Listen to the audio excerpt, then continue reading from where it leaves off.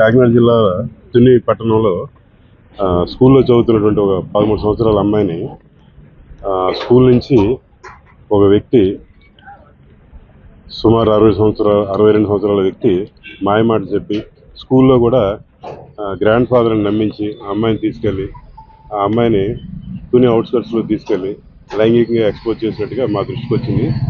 వచ్చిన వెంటనే అమ్మాయిని ఎగ్జామ్ చేసి అలాగే అమ్మాయి తల్లిని వారిని రప్పించి కేసు నమోదు చేయడం జరిగిందండి. పోక్సో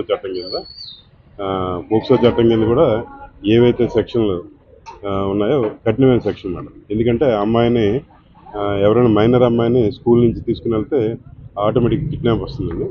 అలాగే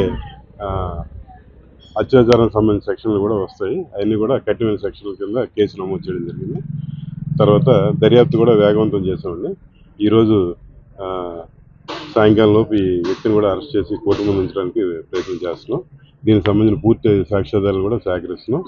తర్వాత కొన్ని సోషల్ మీడియా గ్రూపుల్లోనే వేరే చోట పార్టీ పరంగా ఆపాదిస్తున్నారు. ఇది పార్టీ పరమైన ఇష్యూ కాదు. ఏ పార్టీ నుంచి కూడా ఎవరు కూడా మా సభ్యుడని చెప్పి ధృవీకరించలేదు. పార్టీల మధ్యన వైషమ్యాలు రెచ్చగొట్టే ప్రయత్నాలు ఎవరైనా స్వప్రయోజనాలు వాడుకుంటే అది కరెక్ట్ కాదు. ఏదైనా ఉద్దేశపూర్వకంగా అలాంటి పని చేస్తే వారి మీద కూడా చర్యలు తీసుకోవడం జరుగుతుంది. అలాగే కొంతమంది తెలుసో తెలియకో అమ్మాయి వీడియో కూడా సర్క్యులేట్ చేస్తున్నారు. అది కూడా కరెక్ట్ కాదు. పోక్సో చట్టం ప్రకారం అది కూడా నేరం. దయచేసి పత్రికా మిత్రులందరూ కూడా ఆ విషయాన్ని గమనించవలసిందిగా కోరుచున్నాను. ఈ కేసులో నారాయణరావు అనే అక్యూజ్ని ఐడెంటిఫై చేసాం. ఆయన అరెస్ట్ చేసిన తర్వాత ఈరోజు సాయంకాలం మరొకసారి మీ ముందుకు వచ్చి ఆ వివరాలు కూడా మీ అందరికీ తెలియపరుస్తాం.